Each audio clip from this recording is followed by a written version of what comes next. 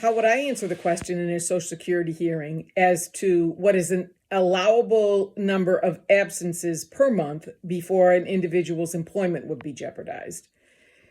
This is what I would say. Doesn't mean it's the right answer. It just means it's my answer. So I would say, although the DOT does not address this issue, in my opinion, based on my education, training, experience, observations of jobs in the labor market, as well as consideration of the U.S. Department of Labor's annual labor and compensation survey, which indicates that for full-time workers who have paid sick and personal days, the average utilization of sick and personal days is 8 days.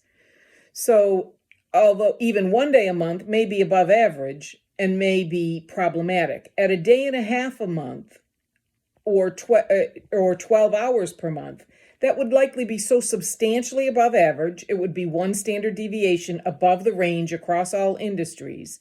And in my opinion, at a day and a half or 12 hours per month of personal or sick time, an individual would not be able to maintain competitive employment because they would be utilizing that time at an amount that is so substantially above other workers.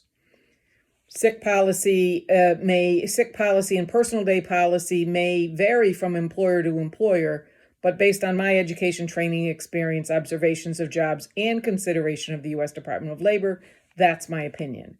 For tardiness or leaving early, in my opinion, I consider that a disciplinary issue, not a scheduled time off as in personal time or sick time.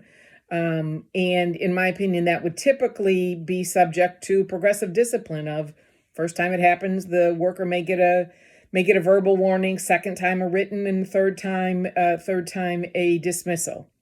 So that's how I answer the question. I make it very clear at the beginning that the DOT does not address this, I make it clear what my source is. Again, my education, training, and experience, that I consider the U.S. Department of Labor's Labor and Compensation Survey. There are plenty of other sources. That's what I do. Doesn't mean it's the right answer, but that's how I answer the question in a hearing.